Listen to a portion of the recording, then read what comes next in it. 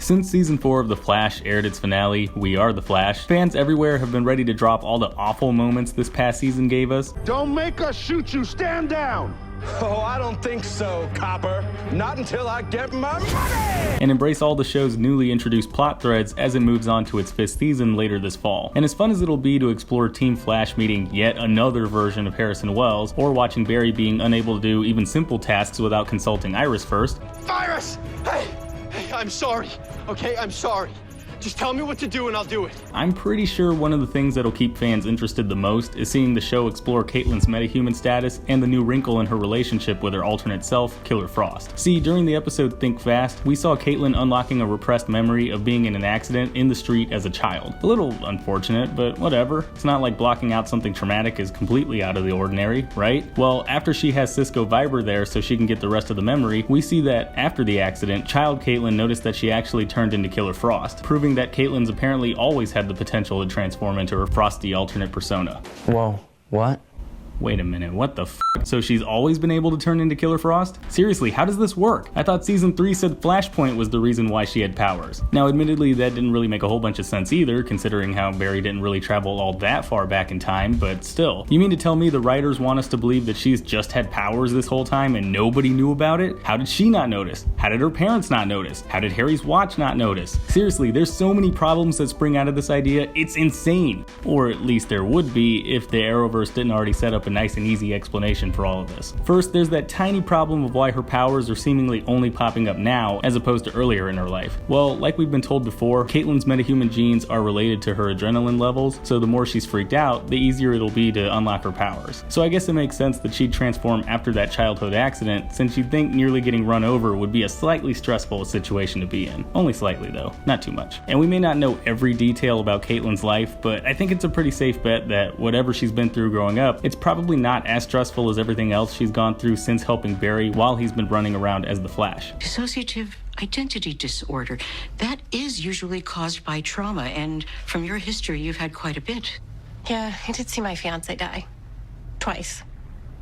And then my next boyfriend turned evil. Now, why these stress-related power flare-ups weren't an issue all those other times Caitlyn freaked out over the last few seasons, I have no idea. It could have something to do with the dark matter she was exposed to during the particle accelerator explosion, like maybe it made it easier for her natural metagenes to express themselves. Either way, this explains that new plot hole we got concerning Harry's watch from back in season 2. See, in the episode The Darkness and the Light, before Harry used his metahuman watch detector to prove that Cisco was a metahuman, he pointed it at Caitlyn and got no reaction from it. So maybe instead of this just being another case of the writers retconning something for retcon's sake, Caitlyn being born with her powers instead of getting them from a sudden rush of dark matter could be the reason why the watch didn't work. Like maybe it was only designed to pick up metahuman powers in relation to the dark matter in the person's system and not necessarily the presence of the metagene itself. Speaking of, how does Caitlyn even have these genes in the first place if the particle accelerator hadn't blown up? Well, we do know it's possible for metahumans to develop without dark matter, like when we heard that Savitar created some with the Philosopher's Stone during his trips throughout ancient history,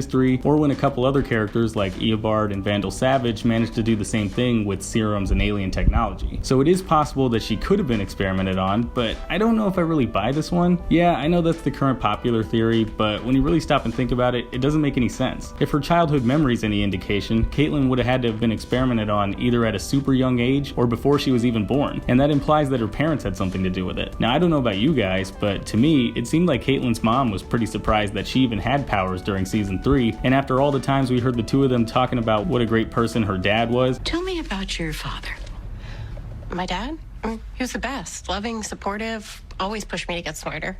Losing someone like that, you have no idea what that feels like. It seems weird to think that he would have been conducting DNA-altering experiments on his infant daughter. So, okay, if Caitlyn's parents weren't doing some kind of weird experiments on her, then how else could she get powers? Well, I mean, it is possible she could have just been born with the metagene in her system already. It sounds pretty lazy, but seriously, there is a decent amount of proof that this could be the case. We've already seen some metahumans, like the Justice Society, running around and doing stuff decades in the past without any explanation about how they got their powers, and it's not like random metas just stopped popping up later in the timeline. Speaking of, anybody else remember Deathbolt? You know, that guy that showed up in the season 3 Arrow episode titled Broken Arrow, a year before the JSA Legends of Tomorrow episode, mind you, later getting killed off in the season 1 episode of The Flash titled Rogue Air? Well, after being defeated, Cisco mentioned that Deathbolt wasn't in Central City during the particle accelerator incident. According to this, Jake Simmons was a guest of the Opal City Police Department on December 11th, 2013. Where do I know that date from? That was the date of the particle accelerator test. But if Simmons wasn't in Central City the night of the dark matter explosion, then how can he be a metahuman? I used to think the writers just forgot about Deathbolt and how he got his powers, and for all we know they probably did, but having a modern metahuman who wasn't affected by the particle accelerator explosion gives them plenty of room to work in a similar backstory for both him and Caitlin. Hell, this could even be a cool story for season 5 to explore. Like, maybe Caitlin or everybody on Team Flash could be trying to track down other natural metas to figure out how they got their powers, and we could see how the meta gene has been passed down all throughout history. Who knows, we could even see ancient history speedsters or something. That'd be awesome! And on top of that, we also have this quote from executive producer Todd Helbing, who claimed that the show would both explore Caitlin's relationship with her family while also adding a new dynamic to it, stating, "One of the themes for next season is family. When you're dealing with a show that jumps around, obviously, with Barry, Nora, and Iris, it's gonna be family. With Joe and Cecile and the new baby, there's family, and then Ralph is part of this new family. And then with Caitlin, she had one understanding of where her powers came from, and you've met her mother in the past seasons, you got a little glimpse of her father. But there's gonna be a new dynamic with Caitlin and her family in season 5. Now, I don't know about you guys, but exploring Caitlin's early history with her ice powers seems like it would be a pretty interesting and new dynamic to explore, right? Assuming this is the route the Flash will take when it comes back with some new episodes, which of Caitlin's parents was the one to pass on the metahuman gene? Well, considering we already saw how surprised her mom was last season, along with how her dad didn't really seem all that surprised to see a young Killer Frost, Kitty, honey, don't! and maybe also that Killer Frost line coming out of Cecile during the finale, I found Thomas. He's been this way all the time. I don't think it's a stretch to assume that her father's the only other metahuman in the family. Either way, I'm at the very least curious to see how the Flash handles this new take on Caitlin's powers and how her rarely seen dad plays into all this. Is it possible he was never really sick? Like it was just an excuse to hide his powers or something? How did you feel when he passed?